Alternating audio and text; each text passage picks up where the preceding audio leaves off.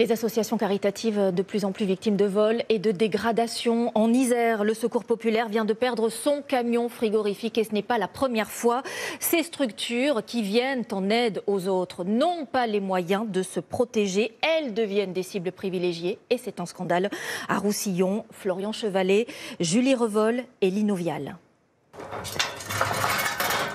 En arrivant sur place vendredi matin, c'est Françoise bénévole qui, la première, remarque qu'il manque le véhicule du Secours populaire. Le camion, il était garé le long du grillage. On le garde depuis très longtemps là.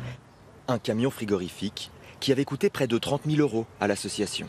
Donc notre réaction, ça a été de dire, bon, peut-être que les chauffeurs hier soir l'ont garé à un autre endroit. On est allé voir au fond il n'y avait pas le camion, donc on en a déduit qu'on nous l'avait volé. Ici, le vol a de lourdes conséquences. Le véhicule est indispensable à l'activité de l'association. C'est notre outil de travail, on s'en sert tous les jours pour faire la ramasse, pour pouvoir distribuer aux familles qui viennent chercher à manger l'après-midi. Ce n'est pas la première fois que le Secours populaire du département est pris pour cible. En décembre 2023 déjà, l'entrepôt d'Échirolles, à côté de Grenoble, avait été dévalisé. Préjudice estimé près d'1 million d'euros. Des vols qui choquent bénévoles. Donc elles sont toutes neuves, ça peut peut-être servir à quelqu'un. Et donateurs. Je suis atterrée,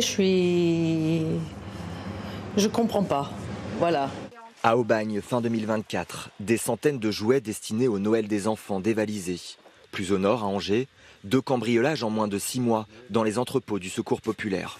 Le phénomène est national et inquiète les responsables des associations. Ils estiment que l'argent des donateurs ne peut être utilisé pour la sécurité. Non, aujourd'hui, les associations n'ont pas les moyens de se protéger. C'est au rôle de l'État et des collectivités de donner les moyens aux associations de solidarité comme le Secours populaire d'avoir des locaux sécurisés, des hangars sécurisés. Le Secours populaire de l'Isère lance un appel aux dons. Ils ont un besoin urgent de remplacer leurs camions frigorifiques.